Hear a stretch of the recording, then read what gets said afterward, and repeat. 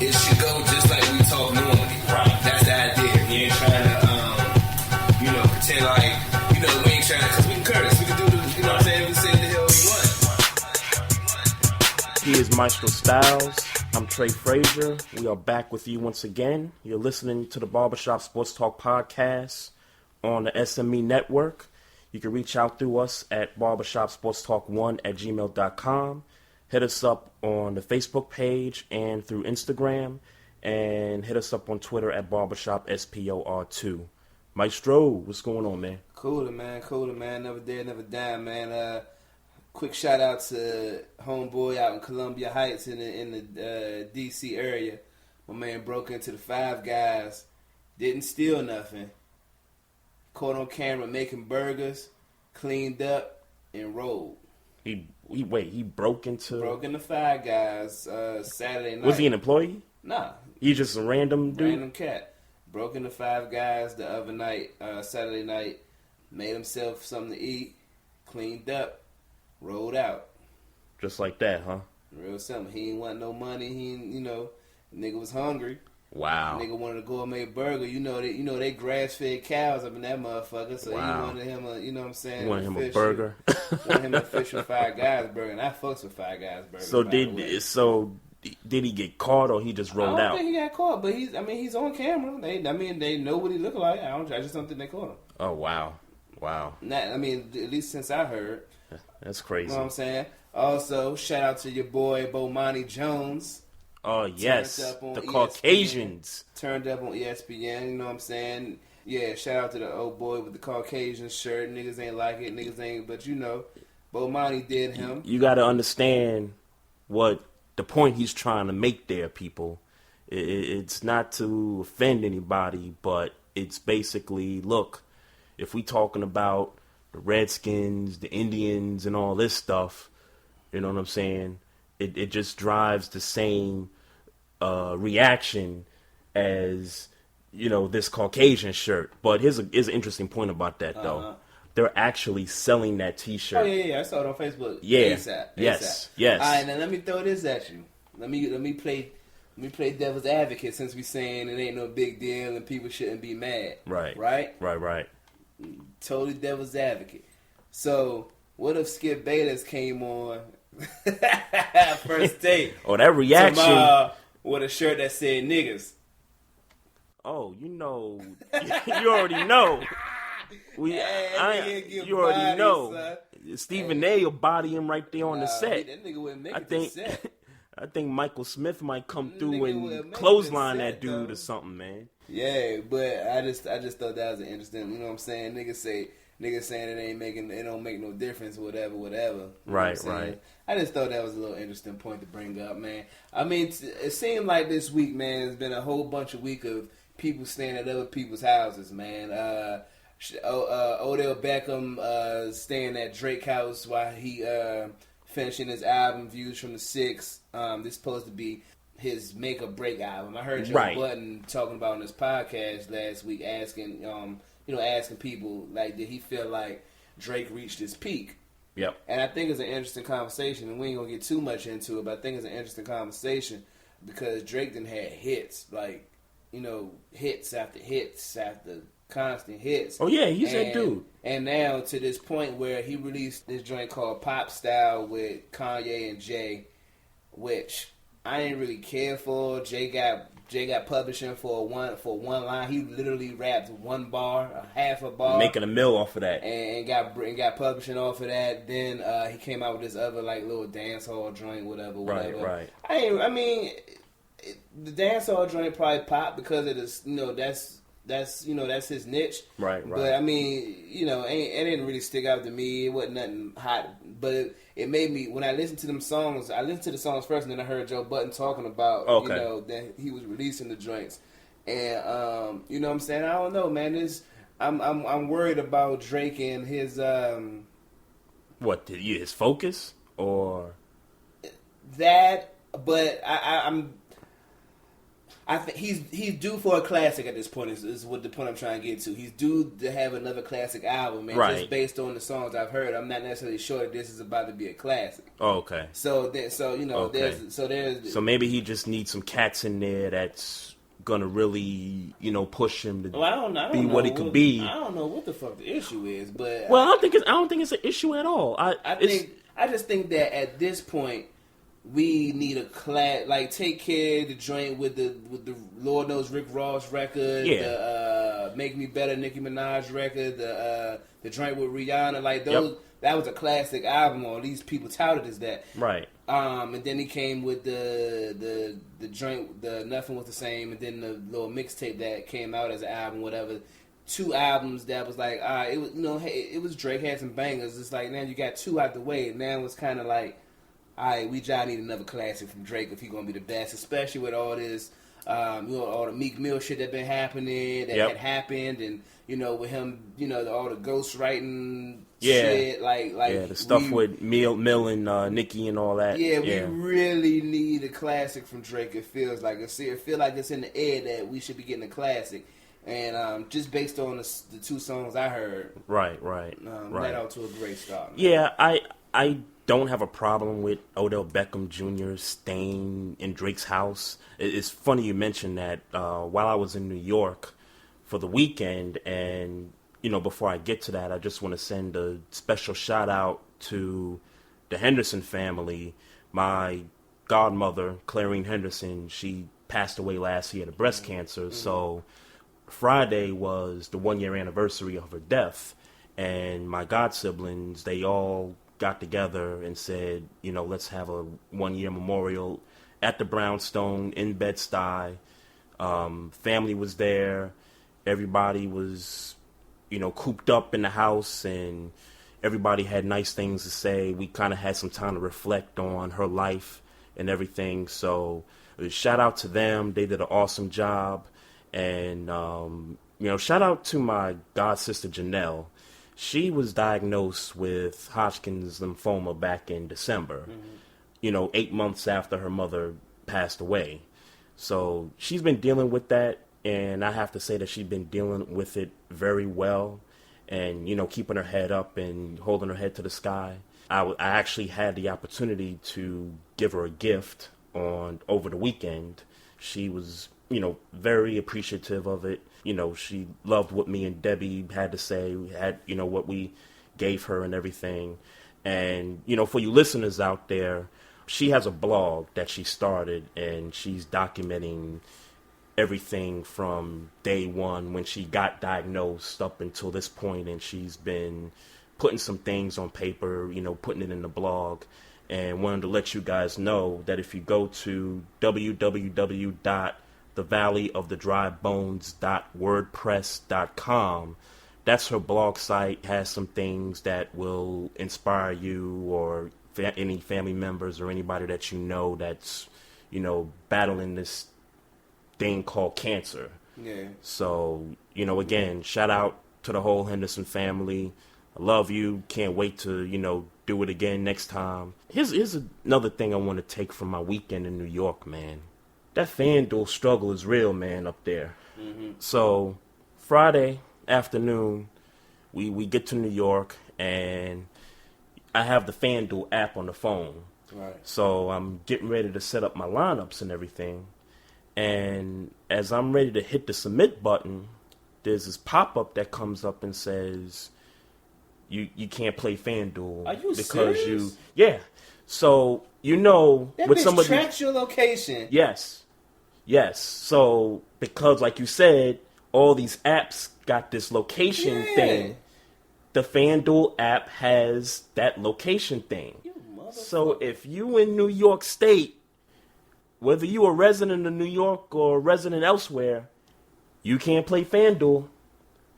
You can't play FanDuel.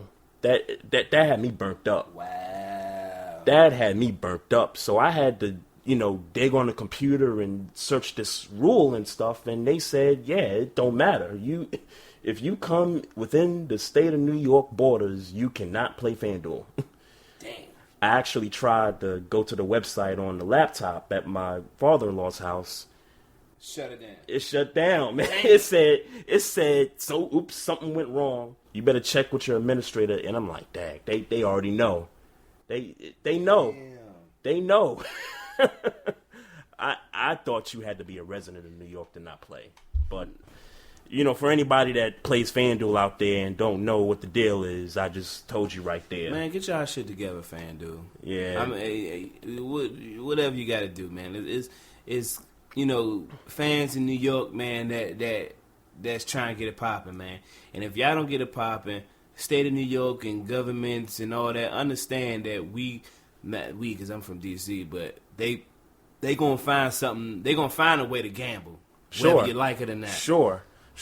And again, I was burnt. I was just teed off that I couldn't set lineups for 3 days while I was up there. So, just wanted to point that out. Shout out to KRS-One and MC Shan, man.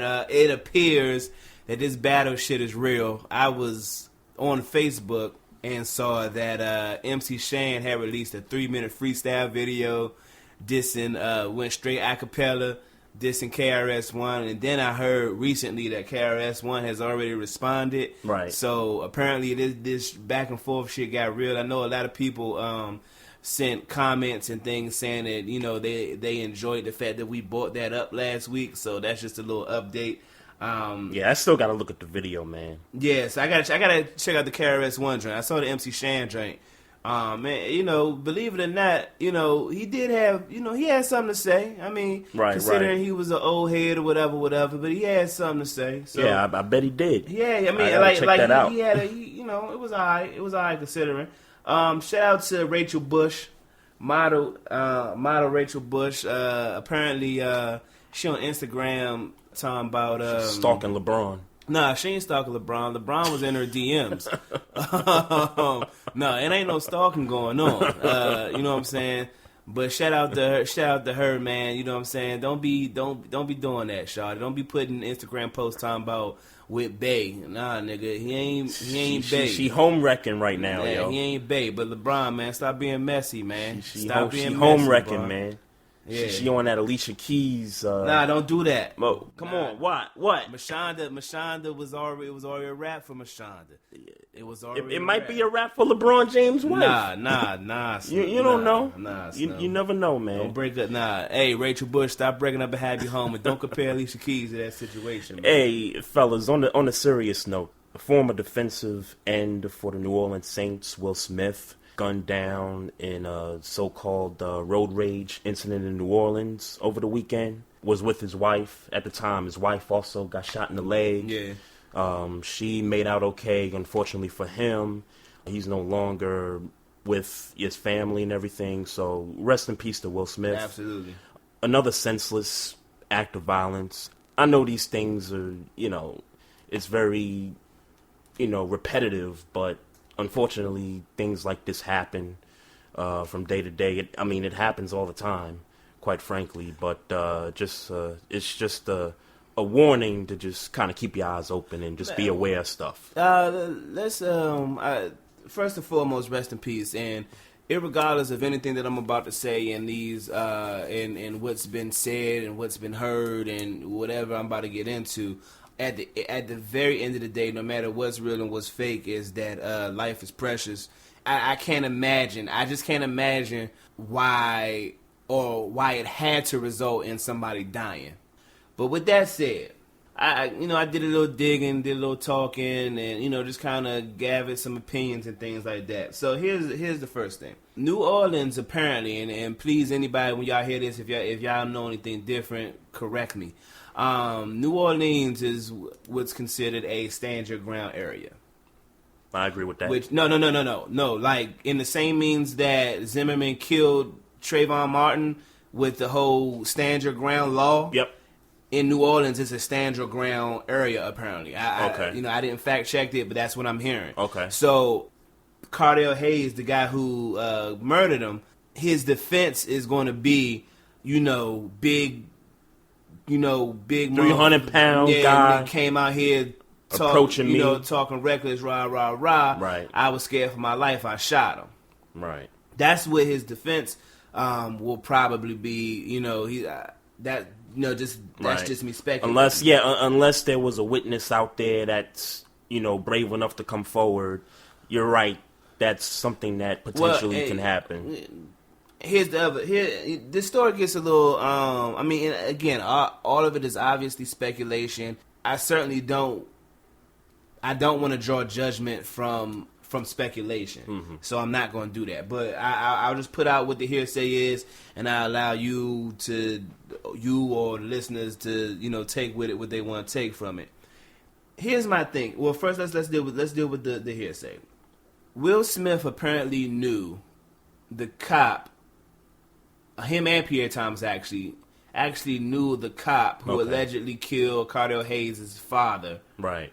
Some years back or whatever. I was gonna say this sounds like some stuff that's stemming from way back when. Right.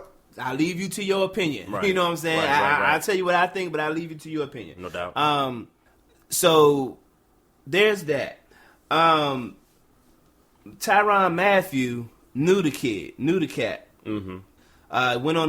He went on Twitter saying it was a coward move, whatever, and then he went on to the Rich Eisen show, I believe. Okay. And was basically like he knew, saying he knew the cat, and that since he's put out the tweet that it was a coward move, that he's been getting death threats.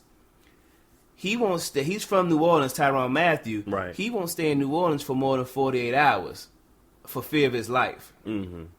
So there's that piece, there's that hearsay.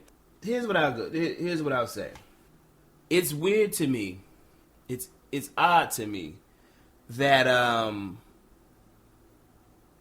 looking at TV. Sorry. It's weird to me. And then there's video that says that it wasn't as clear cut as we're making it seem like.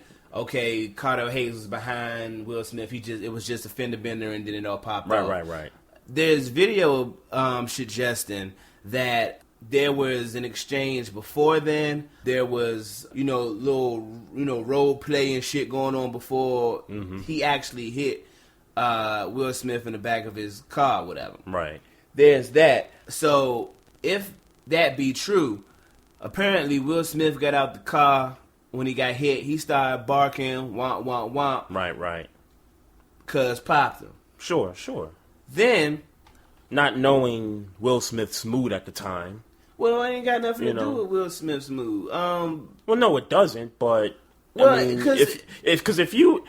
Just in a routine accident, if you... Let's say I'm totally pissed off. My whole day was just nothing but people pissing me off. Sure. And I drive home and somebody rear ends me, and I'm already in a state where I'm just ready to just let somebody have it. Mm-hmm.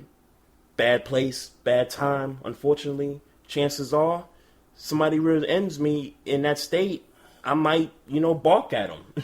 Right, but that caused Will Smith his life. It ain't caused Cardell Hayes his life. Yeah, sure. No, I get that. Somebody brought this up to me when I was talking about this today with somebody. Mm-hmm. In a stand your ground area, state, city, whatever, you can't do shit like that. You got to be cognizant of that. Yeah. You can't come out. You got to be educated on that. Well, stuff. You can't come out on a very practical level, and unfortunately, these are the rules. The kid, if that's what it is, he had a right to defend himself. Right. You can't come out to get out the car barking on people because you mad you got hit. Sure. Because in these situations, it could cost your life. Because if you feel threatened, if the person that feels threatened in these areas, he got a right to shoot you. I.e., Trayvon Martin and George Zimmerman, who got away. Right. He flat out got away with it because the defense is that George Zimmerman was in fear of his life. And he utilized the stand your ground. He utilized the stand your ground rule. Mm-hmm. Now, we gotta be educated. We gotta be educated. There's numbers folks that gotta be educated on stuff like this. Allow me to just be... At this point, all I can be is honest, and I don't know if it's too soon. I don't know. Will Smith, rest in peace, God rest his soul, condolences to his family. Yep. Why won't Cardell Hayes get away with this just like George Zimmerman did? Why won't he get away with it? If, in fact, he won't get away with this. I'm sorry. Yeah, why won't, like, if George Zimmerman got off, why wouldn't Cardell Hayes get off? Logic says if he plays the role of, well, I was defending myself under this state law to stand your ground, then logic says, yeah, he'll get off just like George Zimmerman did. Here's the flip side to that. We're talking about a former black athlete that just got killed by another black individual. And not to play the race card or anything like that, but it would not surprise me if he again stood his ground in court and the judge threw the book at him. It wouldn't surprise me. And again, too soon, I don't know. All I know is that I feel the need to be honest in this situation. If we're talking about just the law, if the murderer of a 17-year-old child can get away with murder based on this law, I don't see how a 28-year-old man doesn't get away with this for killing a 34-year-old man. Yep. And I disagree with both cases, obviously. You murder somebody who wasn't a glaring threat to your life. Sure. If he put his hands on you, self-defense. I'm shooting a nigga. Period. Self-defense. You know what I'm saying? Like, because I'm not gonna beat up Will Smith. Yeah. It's just not gonna happen. Yeah. You know what I'm saying? You know what I'm saying? So there's that. I just read right before we went on that they found a gun inside of Will Smith's car. Not surprised. Not surprised. No, not surprised because for a few reasons. Stand your ground area. Yep. 2, allow me to play conspiracy theories for a little bit. Mm-hmm. This cat was, at a dinner table. Right. Apparently, I think I'm getting the story right. Was at a dinner table with Pierre Thomas and the cop that allegedly killed Cardell Hayes' dad. Mm-hmm. For whatever reason. Obviously, it could have been, you know what I'm saying. And we don't know what that meeting was about or that gathering. I'm wondering if Cardell Hayes was watching them the whole time. Possibly. Because along with that and this footage that's coming out about, it wasn't necessarily just a fender bender and then it wasn't just that. Mm-hmm. That's what people are starting to report. It wasn't just that. Yep. It makes me wonder, like, Cuz might have had a vendetta out for that cop. For that cop. And instead, Will somehow Smith got caught in the crossfire when he, whatever happened. Obviously, out of this is all speculation. Yeah. He ran into the store. He followed him and realized that this is for whatever reason, this is the nigga I need to get into it with. Yeah. And that's what happened. Again, it's possible. Nothing.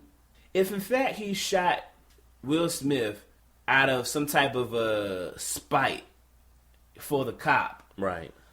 Kind of like if I can't get him, I'm gonna get you. Well, that type of a thing.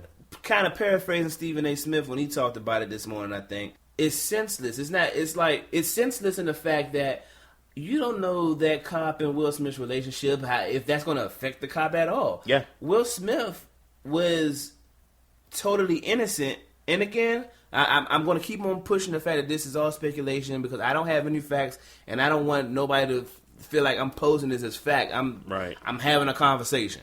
Okay, he feels wrong for his father being killed. His father, you would think that if he was, you would think just logically, he felt like maybe father was innocent and was, his life was wrongly taken. Mm-hmm. Your defense or your retaliation to that is to take another innocent man's life. That's how it is sometimes, man. I mean, I've seen, from my days back home in New York, man, I've seen instances like that where random dudes just get hung up in a crossfire that have nothing to do with the situation, man. It's sad. It's unfortunate that this happened the way it did. Hopefully more news will come out, more truth, that is, will come out, and that this situation can get laid to rest so that, Will Smith's family, his wife, his kids, and everybody else can, find some closure and move on from this. So, yeah, man, it gets real deep, it gets real touchy, obviously. Will Smith was getting ready to be inducted into the Saints Hall of Fame, the little Ring of Honor, something like that. Yeah, yep. He was about to be into that in this May. He's getting ready to be inducted in May, and a lot of people spoke to. And the Saints will still do that, I'm sure. Oh yeah, well, obviously he doesn't lose the Ring of Honor for being murdered. Sure. I think more so it'll be kind of it'll definitely be more of an emotional situation, and they giving him a lot of credit for being there after Katrina, and because he was there before that, right? And he was there, obviously when they won the Super Bowl. His whole career he had been with the Saints, right? So rest in peace to him, rest in peace, man. But this story seems as if it's going to get a lot more detailed and darker as the days go by. And I hope the families can just find closure and move on from it. Irregardless of what happens to him, to his murderer, I do hope and pray that they do find closure and peace. And, definitely. What's going on? The New York Jets had one guy retire and another one in a trade. DeBrickashaw Ferguson, offensive lineman, he retires after he's been with the Jets pretty much his entire career. I would say he's definitely I guess you could say he's a top 5 Jet, a top 5 Jet. Wayne Corbett, Joe Namath. You want to throw Pennington in there as a top 5 Jet? I think you have to. Yeah. Okay. I would too. Curtis Martin. DeBrickashaw Ferguson. I feel like we're leaving somebody out. Did I say? I said your name. Unless you want to. Gastineau was pretty good, from what I've heard of back in the day. Yeah, I don't know. That's from what people have said. Yeah, I don't know. They said he was good, but if he's not top 5, if he's not a top 5 Jet, he's a top 10 Jet. Well, okay. Well, you definitely in my eyes there. No, I just had to really think about it. I mean, unfortunately, the Jets have not had a lot of success over the years, right? So that's why I said he could potentially be a top 5 Jet. They get Ryan Clady in a trade from the Broncos. I think this is a low risk, high reward situation here, because Ryan Clady is a Pro Bowler, in my opinion. Yeah, well, he's had injury. He was out for the entire year last year for Denver, right? Was he really? I don't think he was out the entire year. Was he? I think he was. All right, well, I think he was. Well, I'm not sure. So I'm not so sure about how high reward it is. I mean, I think we don't know what he's going to be. We don't, but you can once say for the Jets that they could keep their offensive line intact, and Lord knows they got to get the Fitzpatrick thing and they situated. I don't know that they necessarily had a great offensive line last year. I certainly can't say they had a bad one. I certainly can't say that. I don't think it was great. I don't think it was bad. I think it was just good enough to get the job done. So, I guess nothing really there. The only thing I could really say to that is that, again, it seems that 32. It seems, I think maybe just given with everybody else, all these other early retirements, this kind of, I guess for an old lineman, that's not super, that's not super young. You know what I'm saying? For an old lineman. Right. It just, I guess I'm just looking at 32, and I think I guess I'm thinking about Calvin Johnson, or, in his low 30s. And I don't know, man, but I can't help but feel like. I think Clady's got 2 years left in him. Well, I'm talking about Ferguson, though. DeBrickashaw? Yeah. It seems, 10 years is a long time. It is. Yeah, that's a long time. It just seems like, it seems like to me, 35 is like, all right, now I should be thinking about retirement. Anything under but 32, no, but for an offensive lineman that is always in the trenches. He's never been in an injury report. That's great. Yeah, so, he's legitimately played every game since he's been a Jet. I don't know. Hope things work out for you, bro. How about these Cleveland Browns, man? It just gets more interesting. So Josh Gordon apparently failed another drug test. Mm-hmm. So this is his 3rd or his 4th failed drug test? His 4th. Yeah, man. This is what I got to say about it. And I have these conversations with my family a lot of times. And when you have somebody that's struggling with an addiction, and I'm not even sure if this is a drug addiction on Josh Gordon's part. But if you're anybody in the family and you know somebody that's dealing with substance abuse, whatever it may be, alcohol, drug, whatever, you can't put them in a situation where you're enabling the individual to make his situation much worse than it already is. Mm-hmm. Josh Gordon apparently has a group of people around him that's enabling him. For him to fail a 4th drug test, he has to have a circle that apparently is just not getting the message to him. It's gotta be that, or a combination of maybe Josh Gordon doesn't want it that bad, doesn't want to do better, doesn't want to get his life, his priorities, the things that are more important in life together. Well, here's the stigma about black people and weed, and I'm a firm believer in this stigma. So you don't get addicted to weed. You just don't. Sure. Okay. That's what I believe as a black. Okay. I'm not even gonna say as a black person, but in this, hell, weed is about to be legalized all over the United States within the next 5 to 10 years. Sure. They legalized alcohol many decades ago, and people are suffering from that. I believe that's really an addiction. But let's say this: if weed is an addiction, sure, and it might not be an it's overall not an addiction. Well, it's not crack. It's not heroin. It's not even alcohol. Sure. It's not alcohol. I agree with you there. It's not aspirin. It's not pain pills. I agree with you there. It's not none of that shit. It might not be that it's an overall addiction, but it might be his addiction. Well, that's what I was leading to. The culture. We have people called stoners and all that shit. Yep. That their day don't go right if they don't wake up and... Sure. I remember Russ Paul saying one day, if you can't wake up and decide, hey, I don't want to do this today, and your day go normal, then you may be addicted to something. Sure. So, take what you want from that. I just don't believe that... and again, it could just be me, growing up in my environment, that I just don't believe you can be addicted to weed. I just don't believe that. But in the case of Josh Gordon, I don't think... Here's what irritates me. This is Martavis Bryant is more Josh Gordon too, but it's the same thing. You can smoke weed in the NFL. It's just a lot of times where you need to be clean in order to pass the test. Just make sure you clean when that time comes. And you can smoke weed all the hell you want until that time comes around again. Right. I can't understand for the life of me why people fail drug tests in the NFL due to marijuana. Repeatedly. It doesn't make no sense to me. Is it the rap music? Like all these niggas talking about is drugs and being addicted to drugs. I just don't get it. Like, yeah. And again...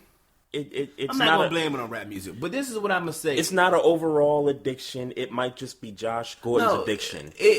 And I got a good example here. I was watching a show with my wife the other night where this lady, she has an eating disorder, which can also be referred to as an eating addiction. You're addicted to food a lot. Yeah, right. And the woman some may say that I'm addicted. And the woman was 500 pounds, and she had to keep going back to the doctor for this, for that, and her doctor told her, look, you're going to have to cut back on some of the stuff, or you're just going to continue to, throw your life away. And throughout the episode, she had setbacks, but in the end, she prevailed. She lost 200 and something pounds. She's slim again, but just because I don't think that food is an addiction, because just like you don't think weed is an addiction. Yeah. I don't think food is an addiction. I love food. Yeah. I don't overeat, but I don't believe food is an addiction. But to some people, well, it's a big addiction to them. Yeah, I get you there, but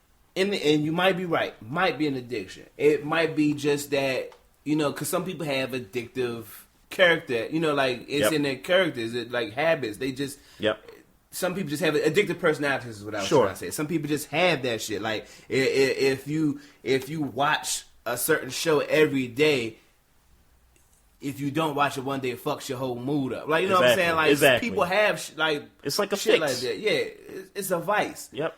And I have no problem with that. Again, you know it's coming. Like, for instance, he can be retested on August the 1st Yep. and can still be reinstated and everything if he passes the test on August the 1st. Keep yourself You clean. know in August the 1st. You know it's coming on August the 1st. So on July the 14th, start your detox. Yep.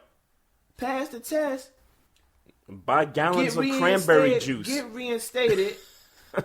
Week 3, you know, or whatever, you back to doing what you do. Yeah.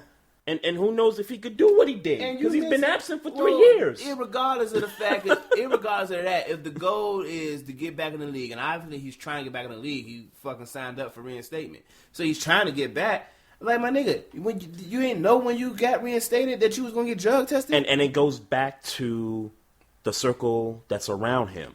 If I'm a brother, a dad, an uncle, or somebody, if I know my nephew, son, or whoever is trying to get back, we got to take some steps But here. you're judging it from the pretense that he may have an addiction.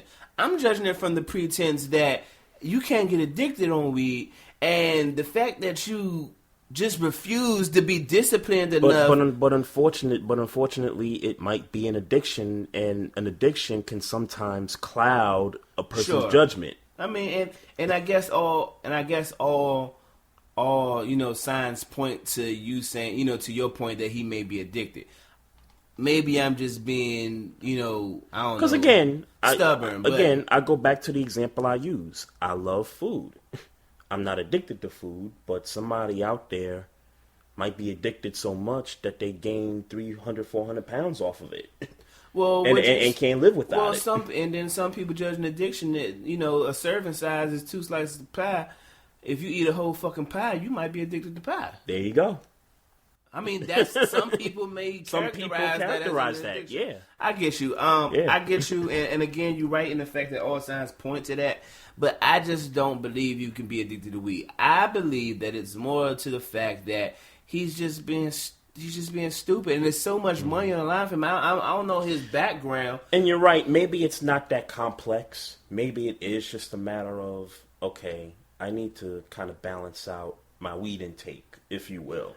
I mean, I need to balance out. You ain't even gotta do that. You just gotta do it. But you kind of do, because if obviously you failing all these drug tests. But he's failing it because he ain't getting himself clean right before the drug test. So it probably doesn't take. In fact, I'm sure it doesn't take 2 weeks to get your system clean. But so whatever he's doing isn't working. Obviously, he ain't doing shit. Whatever he's doing ain't working. He can't be doing nothing. Him or Martavis Bryant can't be doing shit. Two good ass fucking receivers that just won't fucking. They won't do it the right way. They won't do it the right way. That it takes to get your system clean and then go right back to smoking weed. You can literally walk out of the fucking drug testing place and roll a J, and right when you walk out, and they wouldn't say shit to you. My priority for Josh Gordon would be to get his life back before football even in the picture.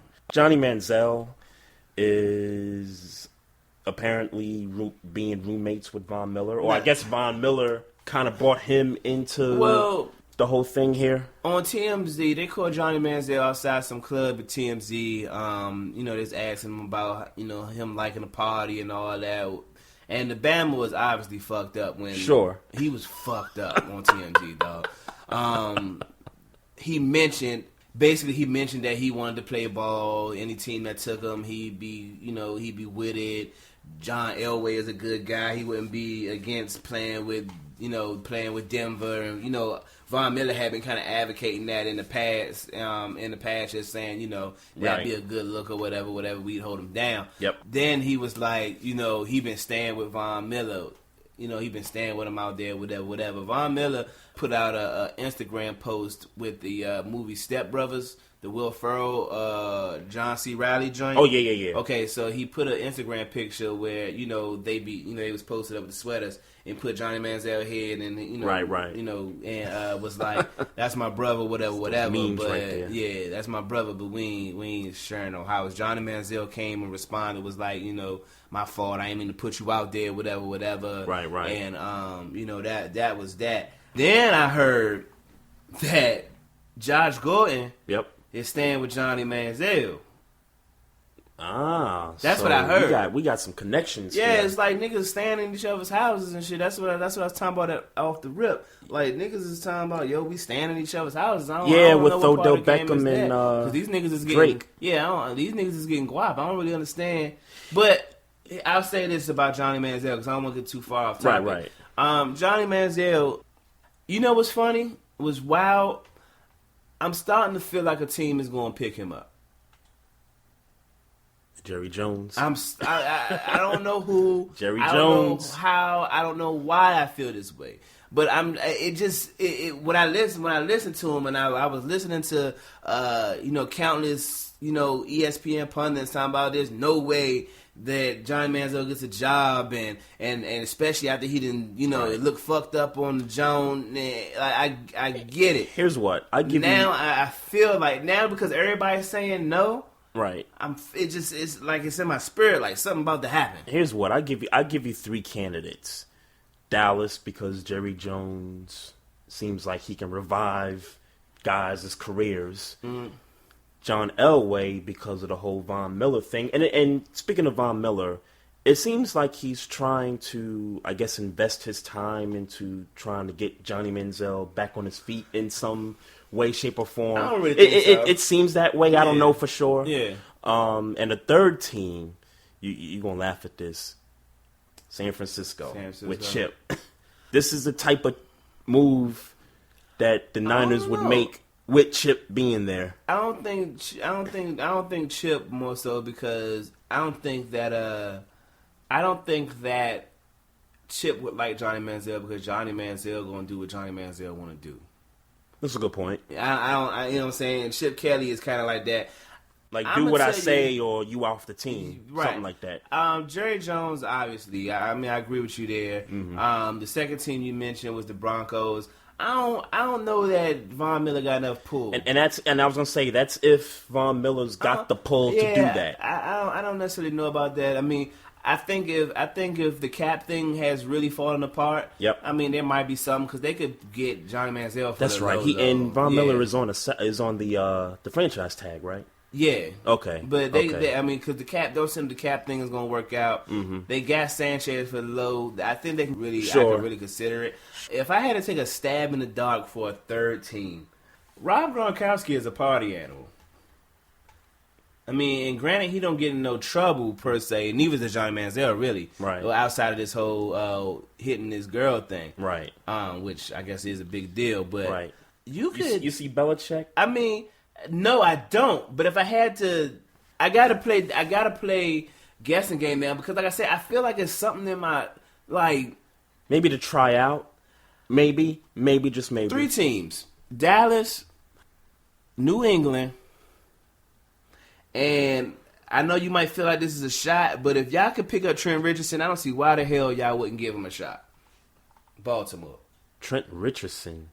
If y'all could give Trent Richardson a shot, Trent Richardson seems to believe that. I've been reading little headlines. Trent Richardson seems to believe he's going to make this team. Yeah, see, the thing about Trent Richardson is he's been a bust, if you will.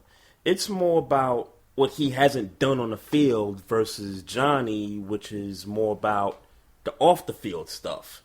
So I think to compare those two individuals in terms of what team might pick up what player, I think they're on 2 different levels. I can't see it, man. I think Trent Richardson. I just can't see because here's the thing about the Ravens.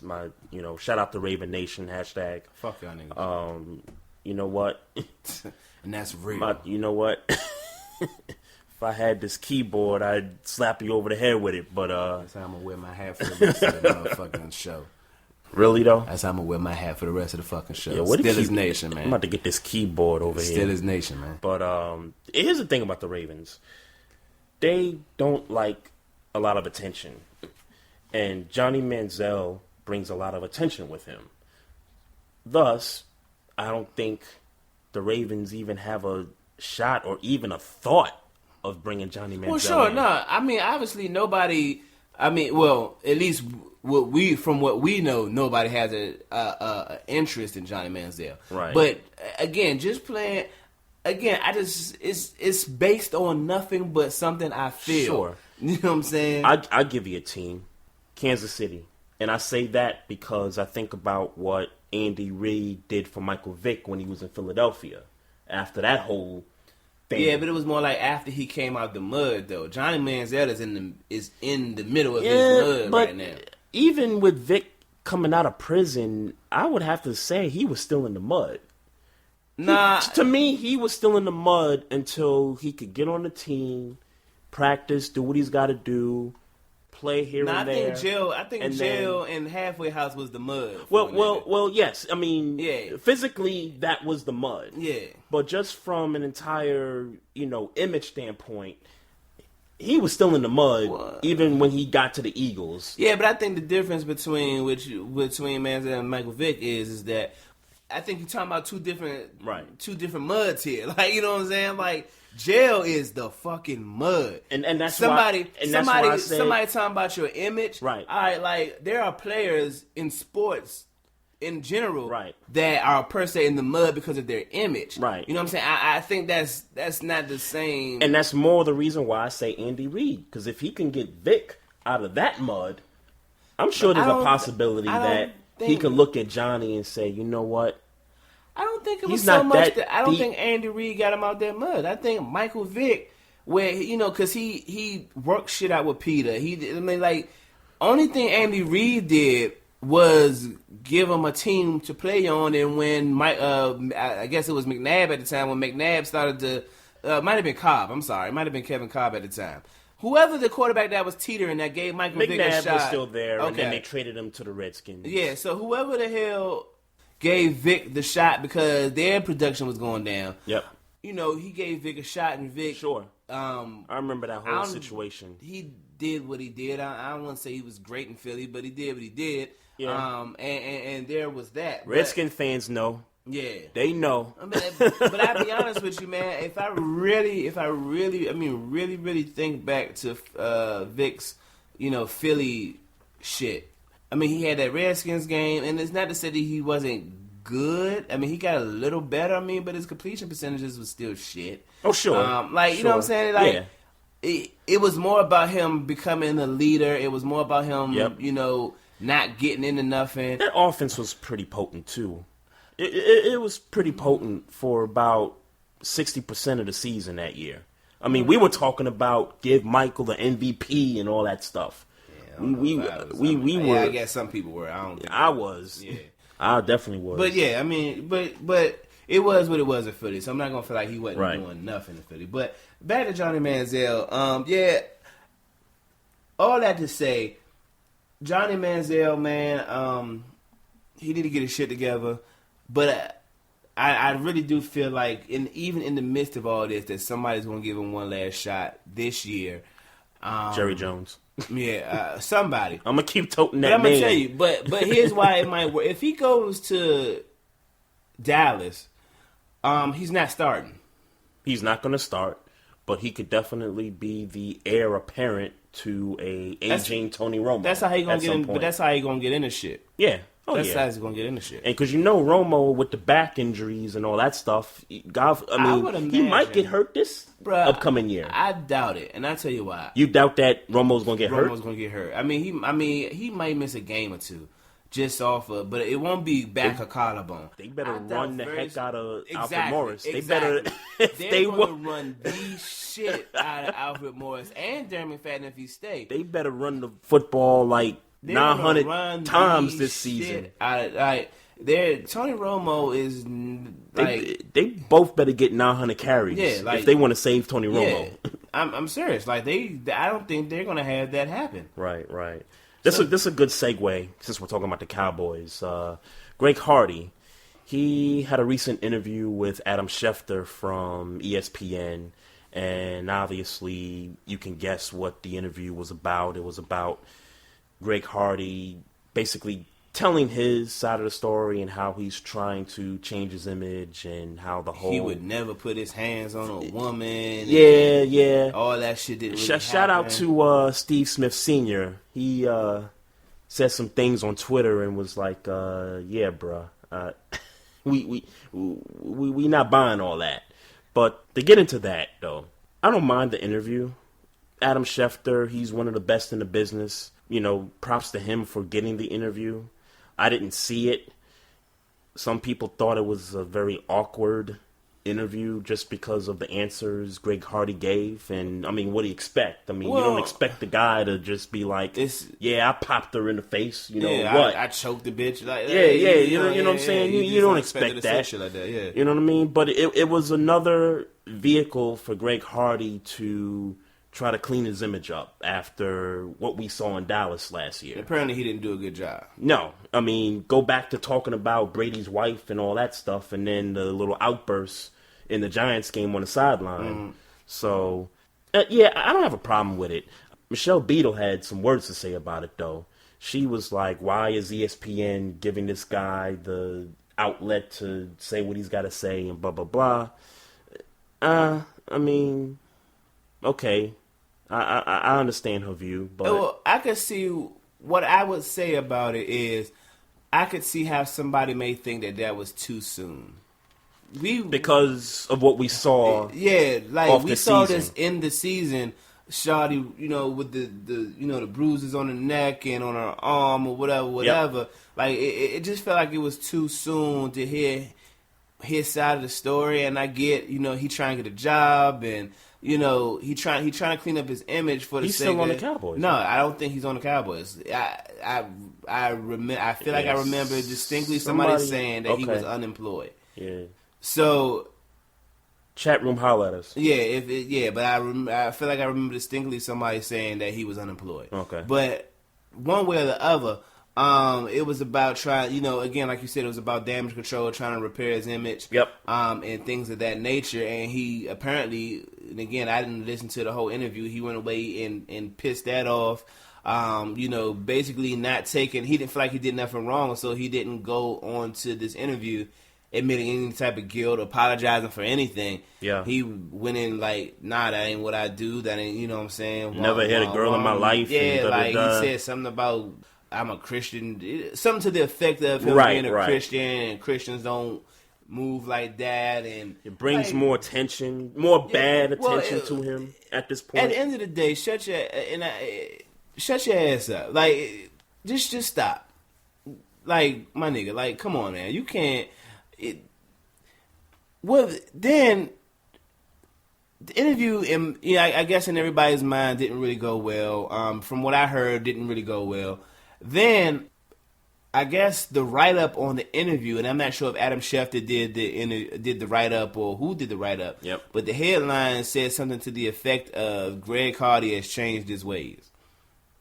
And nothing in the interview said or spoke to the fact that he changed his ways. No. I was listening to... You got to give some time for stuff like that. Because what do they say? They says time heals all wounds, right? Well... So if you telling me you've changed your ways, that's just talk to me. Well, no. I got to see it. Well, let's say this.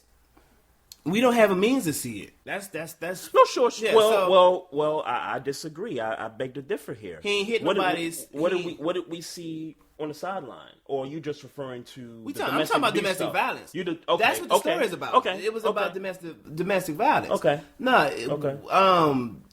I mean, the antics are the antics. That's not illegal. That's not.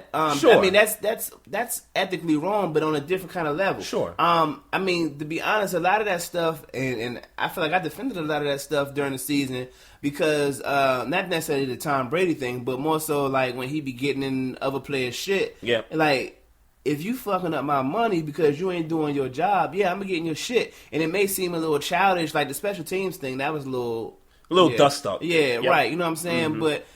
All in all, that's not hitting your girl, or you know what I'm saying, hitting a girl for that matter. So he says he changed his the headline read his ways have changed, but according to the interview, Greg Hardy never admitted any guilt or doing anything wrong. You can't write the headline. Right, he changed his ways. If in the interview he hasn't even admitted any guilt. Yep. So there's that.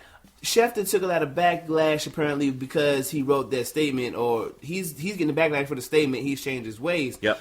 A, because you don't know, and two, B, because it's like, my nigga, like, that's too soon. Like, it's just too soon. And you can't come up with that conclusion based off of an interview. Well, I think again, anybody can say anything nowadays. For me, it's all about what you do, how you push forward. It's about your actions. And like you said, we're not going to be able to see his actions moving forward because it's like with I was listening to his and hers podcast earlier today, and Jamel Hill was talking about how she interviewed Ray Rice. Mm-hmm. You know, when I saw that interview. You know, after all the not the Janae Rice, but the Ray Rice. Ray Rice, yeah. After all the little backlash or whatever, and right. you know, she was talking about how he seemed contrite and how he seemed, you know, like he, you know, like he fucked up. He ain't gonna do it no more. But see, Ray Rice was contrite from day one, from the moment it happened.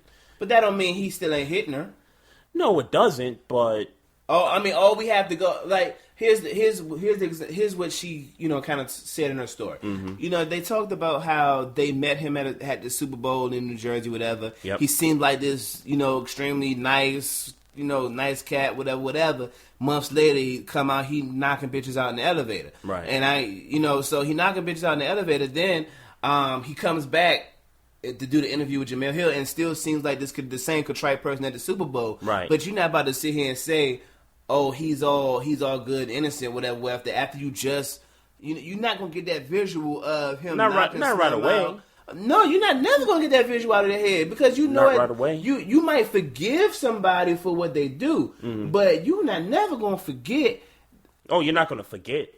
I agree with that. Yeah. So, because at the end of the day, whether you forgive and move on or not, you know that if you've done it once, you can do it again. You're capable of it. Sure. So it's like. So yes, if you can give where Greg Hardy fucked up is that he didn't come off contrite like Ray Rice did. Yep. But that doesn't say that Greg Hardy did or didn't change. No, I agree with that. What I think the issue is that Adam Schefter should never. It's not up to him to make the opinion of whether he feels like Greg Hardy changed. It's up to him people like you and I and people that read his column to kind of make that determination for themselves. His job was to deliver the news. So once he gave an opinion, it's like what you dick riding the nigga for? Like, what, you know this nigga or something? Like, why? You know what I'm saying? You don't know this nigga. Like, how you know that? Jamel Hill made a good point. She was like, you know, when people immediately asked her, you know, what did she think about Ray Rice? She said, well, you know, he seemed contrite. He seemed, you know, like he know what he did. Yep. But I don't know. I don't know this nigga. Yeah, we really don't. Right. So I'm not going, you know. We don't. With the Greg Hardy thing, I'm saying, even though he came off like an asshole and he definitely did nothing to prove per se that he was that he's not going to hit a woman again. We don't know. Just as much as we don't know, even though Ray Rice seemed honest and seemed like he had learned his lesson, we don't know that he's never going to hit another woman again. So where Adam Schefter, I feel like, messed up, he just shouldn't have put his opinion out there. If you're doing an interview, you write the story and you present the facts, and then you let everybody else decide. And that's what I was saying. That's what you were saying, right? Yeah, okay. yeah. You let the people that read the column, let them make a determination for themselves. But that's you, as the interviewer, as the guy doing the story, you don't do that. But Michelle Beadle, cut it out.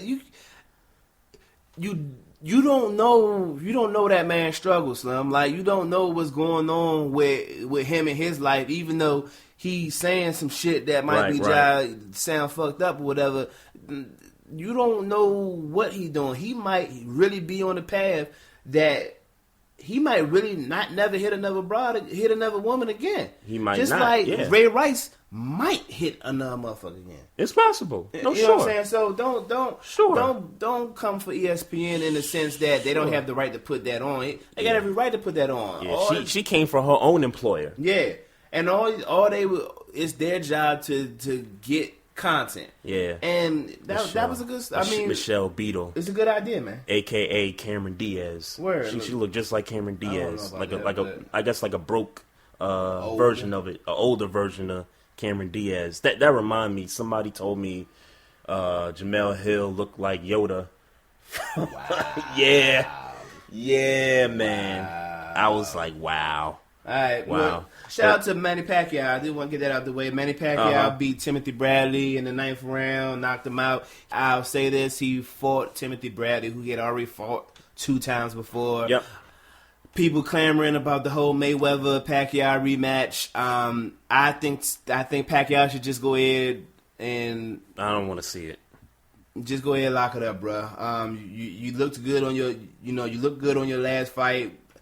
Just go ahead and take that in stride. I don't want to see. Go ahead and roll out, man. Be done with it, man. But shout out to Manny Pacquiao for beating Timothy Bradley. I would think that you should know how to beat him at this point because you done already fought him twice. So shout out to him. All right, yeah. Shout out to this kid Danny Willett. Won the Masters over the weekend because Jordan Spieth basically choked it away.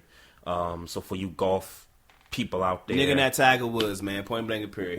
He not Tiger in his hay, man. We'll just leave it at that, man. Jordan Spieth, he's a young cat, 22 years old. He'll get over it, but yeah, we not giving this much time. All right, man. Shout out to Villanova beating North Carolina. Shout out to the double pump 3-pointer from Bryce.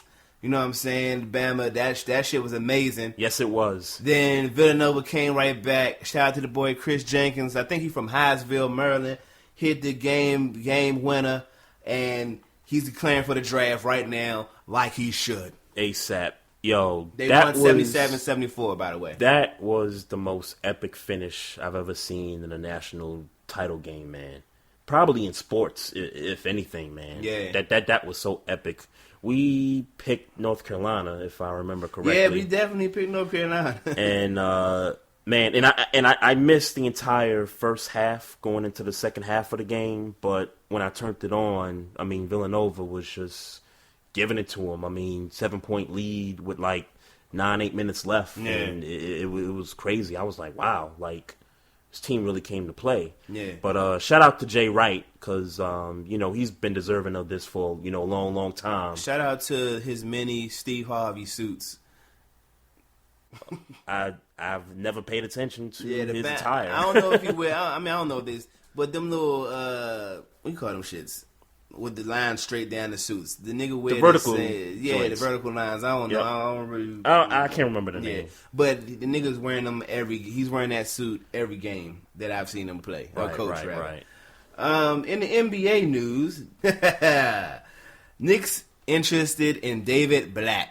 Okay, I got to rant for a second because obviously we doing the podcast here on a Tuesday, and just before I got here, Maestro, I had a chance to listen to some things on New York radio in the car on the way here, and I think what ticks me off about this situation is that we talking about Phil Jackson here, one of the greatest NBA coaches in the history of the game. Had the two best players or two of the best players to coach. I think that's pretty fair. In the history of the game. Jordan and Kobe, Shaq, Pippen, and all those boys. He had great teams.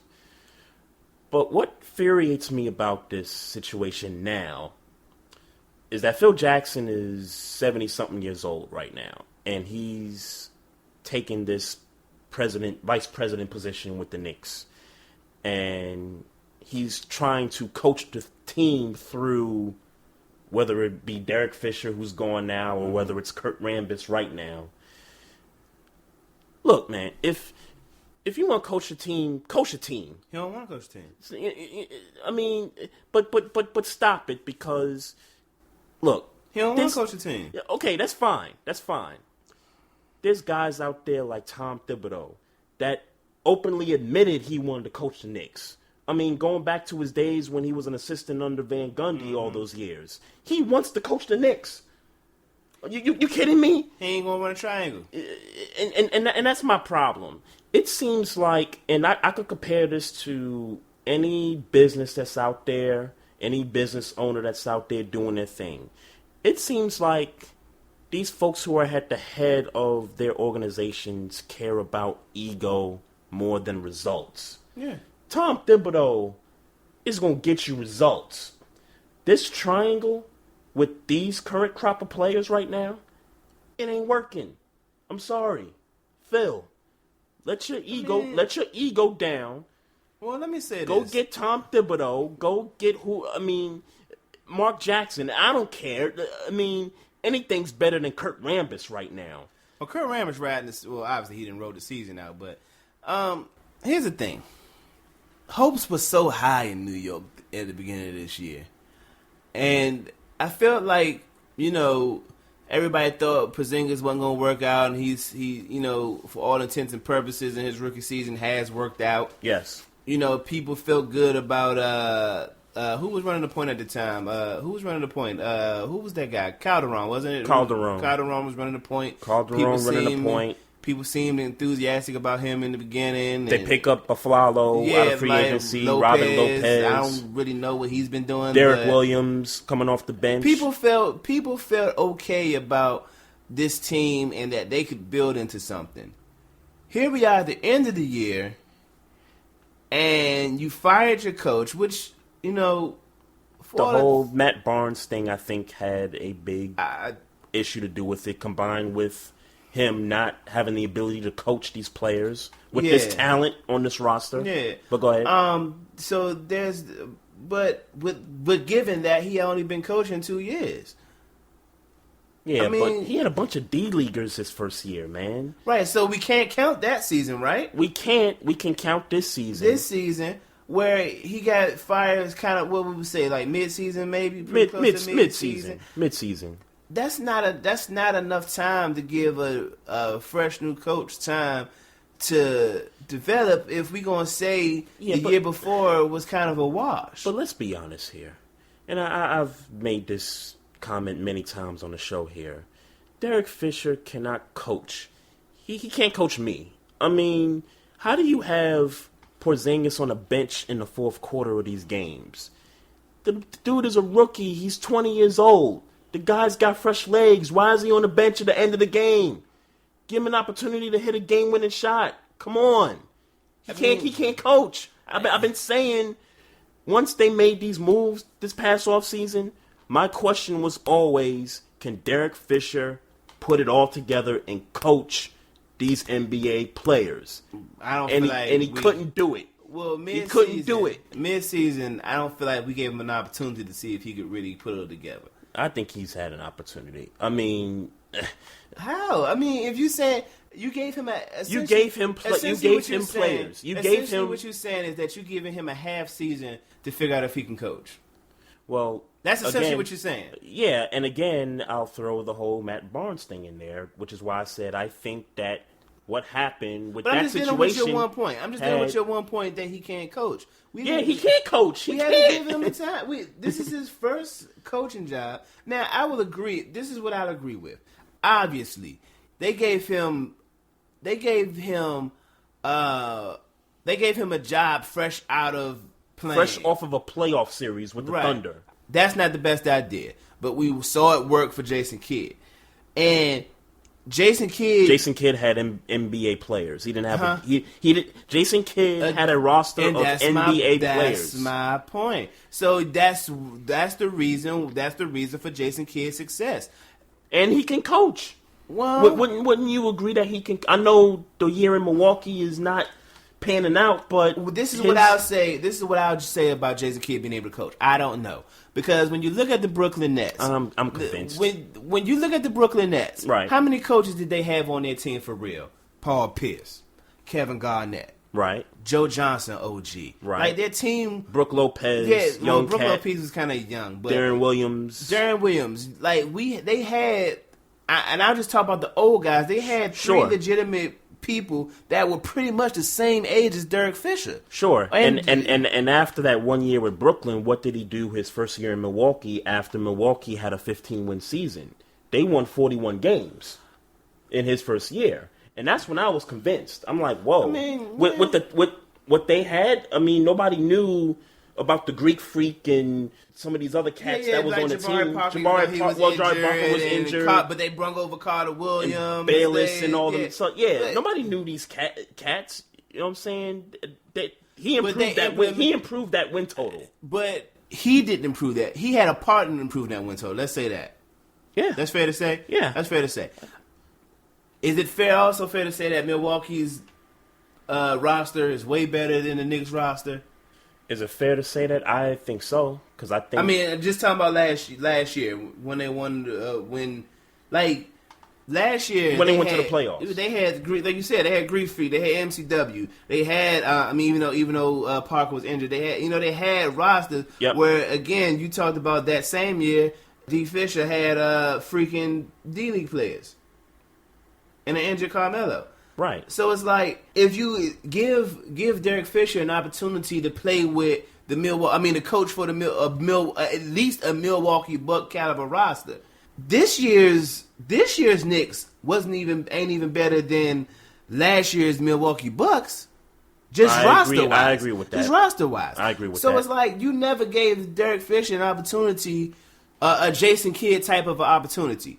And Derek Fisher and Jason Kidd are the same age. His lineups, but Derek Fisher's rotations, his lineups was questionable. It's I'm not disagreeing with that. Mm-hmm. But again, rotations and all that can be trumped if the players are just outplaying the other team.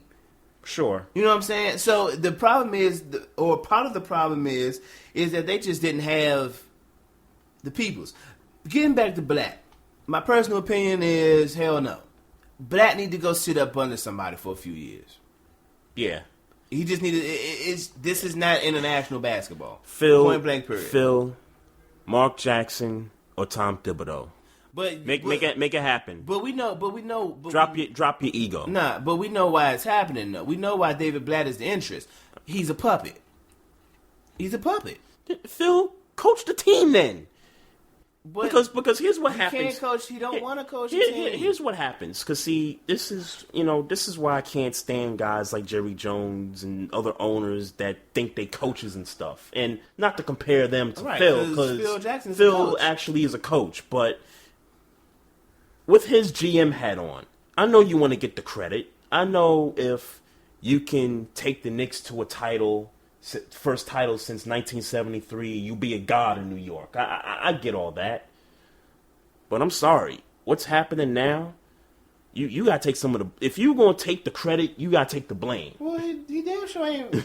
I mean, it don't seem like he pushing blame on nowhere. You gotta take the blame.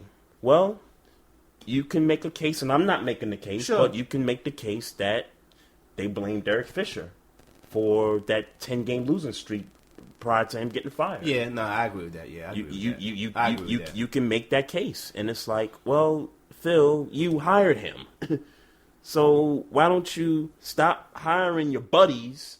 Because that's what it is. He's hiring his buddies that he coached with the Lakers. I think what he's doing. Is bringing in people that's going to do it the way he want to do it, and that makes sense because it makes sense. I want you to do it, Phil. Yeah. Well, he ain't gonna do it. I want you to do it. What he's gonna do is he gonna teach some youngins how to do it, and then get all the credit for it. Man, you know what I'm saying? I'm gonna teach you how to fish. You know what I'm saying? Like why you teasing all these? I'm not fans? gonna feed you. I'm gonna teach you how to. I'm not gonna feed you the fish. I'm gonna teach you how to get it.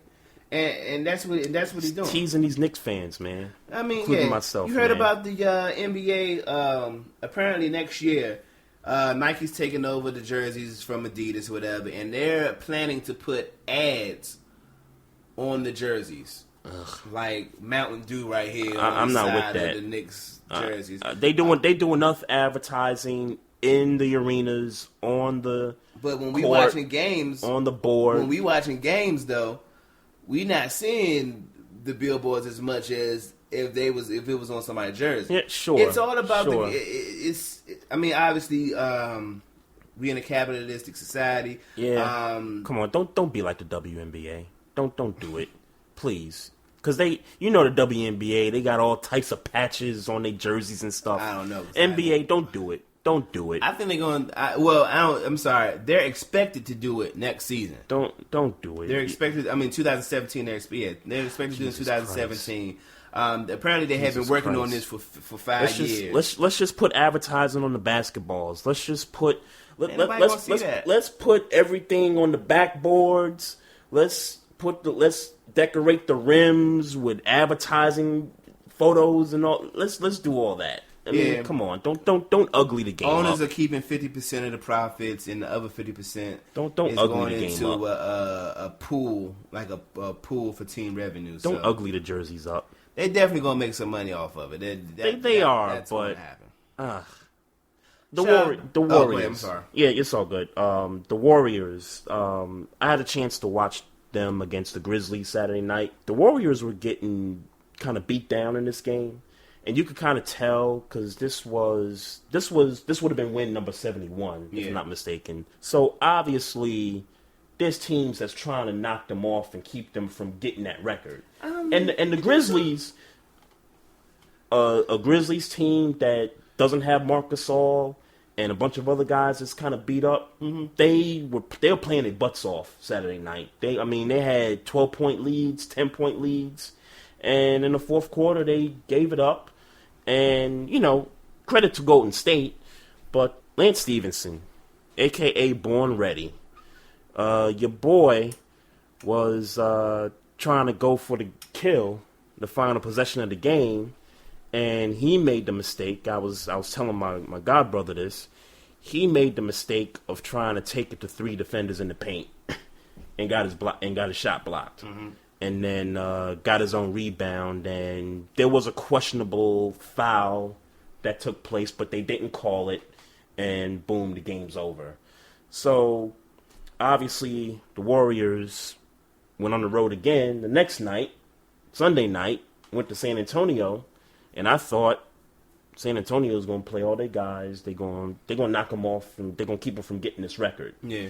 And shockingly enough, Golden State, they get the 72 wins. Well, they get the 71 wins. They got the 71 against the Grizzlies. Right. And then they got the 72 against the Spurs. They got one more game Wednesday night against the Grizzlies at home. Yeah. So shouts out to the freaking Warriors, man. I ain't gonna lie, man. I posted on Twitter early last week when they lost to Minnesota. And they lost to Minnesota, and I looked at the fact they had to play the Grizzlies twice and the Spurs twice. They beat the Grizzlies, then they lose to the Spurs. Yep. And then they get the Spurs again, they win. Yeah, I said that the Minnesota loss was going to put a dent in them getting the record. That's what I originally said. I thought they were going to miss the record with that loss. Yep. That's what I honestly thought. Yep. And then they lost to the beat Grizzlies, lost to the Spurs, played the Spurs again, and they sat Duncan. They beat the Spurs. They had the Spurs at home in Golden State. They blew them out. No, the Warriors blew them out. Yep.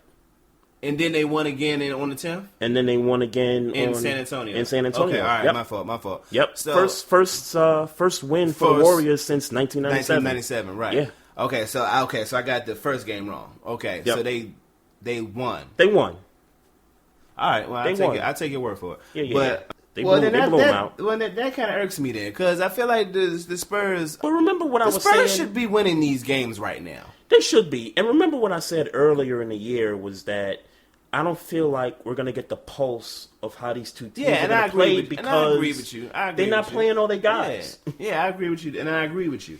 But I feel like right now, and I remember Skip saying it. He said it. Skip Bayless said it clear as plain as day. Right.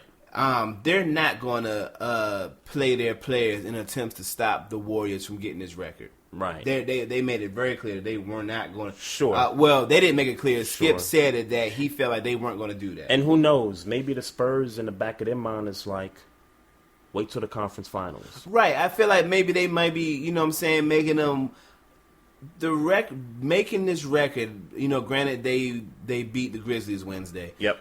Making this record may take has the possibility of taking some some weights off of them. It might make or motivate them, and I've been thinking about this for the past couple of days. What if the Warriors are kind of mentally drained by getting this record? That's what I'm saying. What if somehow they don't win the title this year? Yeah. Or even if they don't, like, if the Spurs knock them off in the conference finals. Yeah. Would we remember the 73 win season? Yeah, we would. You know, so yeah, I think we would because it's the NBA. I think we'll remember it. It would cement that the 90. I mean, and not that really anybody in our age bracket is saying that the Warriors of this year are better than the 95-96 Bulls. Nobody's in this age bracket is saying that. Right. But it would kind of cement that. Yep. Because while I don't believe they would beat 95-96 Bulls, I certainly do believe that they would give them a run for their money.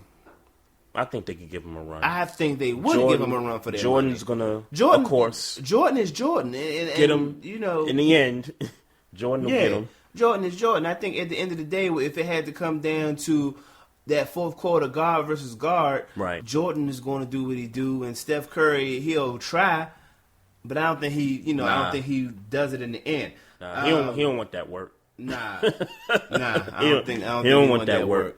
I don't think so either. Then it also depends on what rules we playing now. We playing in 95, the 90s basketball. We playing in 2016 basketball. That's true. So there's that. Different brands of basketball. Yeah. Shout out to Kobe.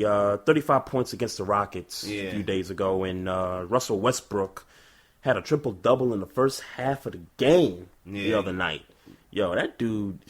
Look, Steph's gonna win the MVP unanimously, but Russell Westbrook better come in second place because it's just unreal what this guy's doing, with the Thunder. NBA playoffs are going to start this weekend, and we would love to give you guys a preview, but we don't know who's going to play who. But what we do know is the Eastern Conference teams are set. We don't know what the matchups are, and we don't know what seeds 3 through 8 are going to be at this point. Cleveland's number 1, Toronto's the 2, and everything else is still up for grabs there.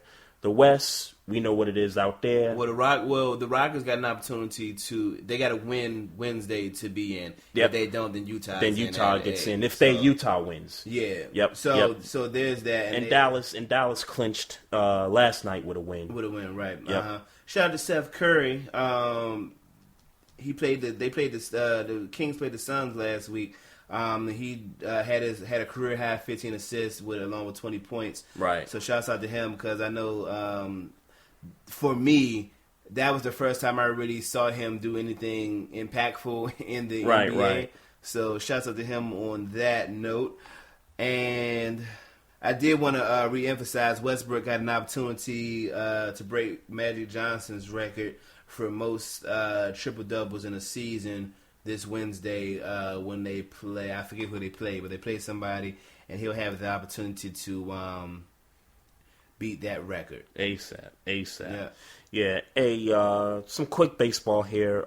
Shout out to the Orioles, who are undefeated and the only undefeated team at the moment at 6-0. I said last week anybody can win the AL East. In my opinion, Yankees could be first, they could be last. I think the same with every other team in this division. So, and this is crazy, but right now there's about 20 players right now that are batting 400 or better.